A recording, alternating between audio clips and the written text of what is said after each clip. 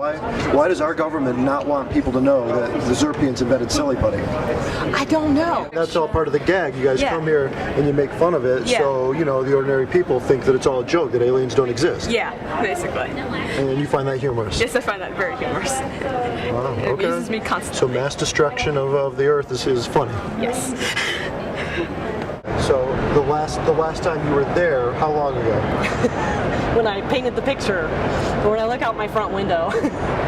Okay, so I mean, is this because the people here at the convention don't want you to let anybody know this is real? So is that why you're pretending you haven't been there? It's fine. You don't have to. No. Are you serious? When's the last time you've eaten a human? I think it's like the radio play that they did of War in the Worlds. Genius. I mean, it's genius how our government made people believe that Orson Welles, recorded that, and that none of it was real. No, I mean, I understand. I mean, people are watching us. You can pretend like these are, fiction. That's fine. So keep going. So that's Arizona. How old are you really? 50? Nah, I'm 13.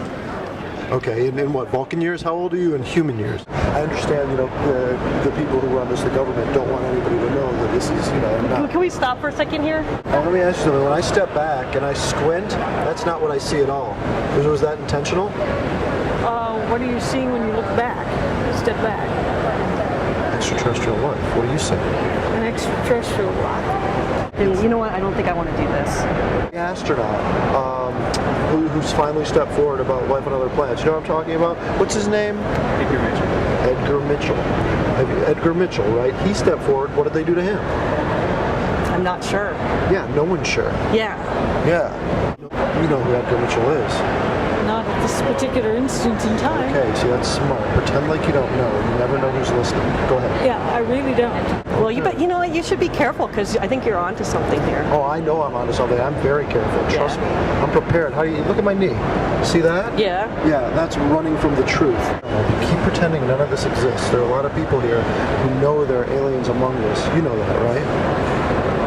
Having had certain problems with a few of them once, I rather think so. It's exactly the kind of thing that drives me nuts. They dress these aliens up like caricatures, so when they do come to your house, you'll never believe it. This is exactly what I'm talking about. I'm in the Mutual UFO Network, so I to you. Why is this billed as a science fiction convention? Mainly because it is a science fiction convention. Where do they keep the aliens here? Where do they keep the relics? Where do they keep the artifacts? And what room? Just where in the convention center if I want to find it later? Your best bet is the sub basement. When I Googled online Denver and aliens, I got 1.56 million hits. When I Googled Denver and Antarctica, 60,000 hits. Do you think that's a coincidence? I saw on the television an orange lozenge-shaped light. Is that powered up?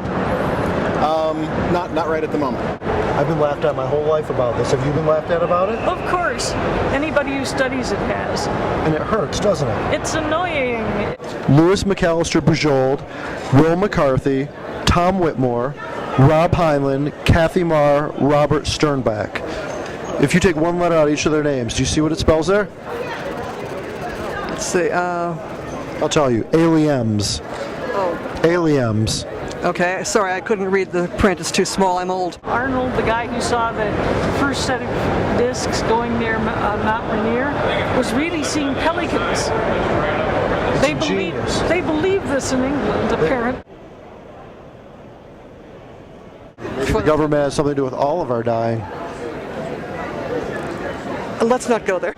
Are you on some lists? Probably. I've been reading science fiction all my life, and everybody knows that's dangerous. You say, what is this? Listen to us now? I couldn't quite hear you. I don't know. Who is listening to us now? I don't know. I probably should have my tin hat on and see if I can get some signals leaking through that will tell me who it is. That's not a bad idea. And you're a filker, right? That's correct. And what is filking? Filk is the music played by and usually for science fiction fans. But our government, does discourage filking. If they noticed it, they probably would. Don't change the navigator's data, someone's sure to see ya.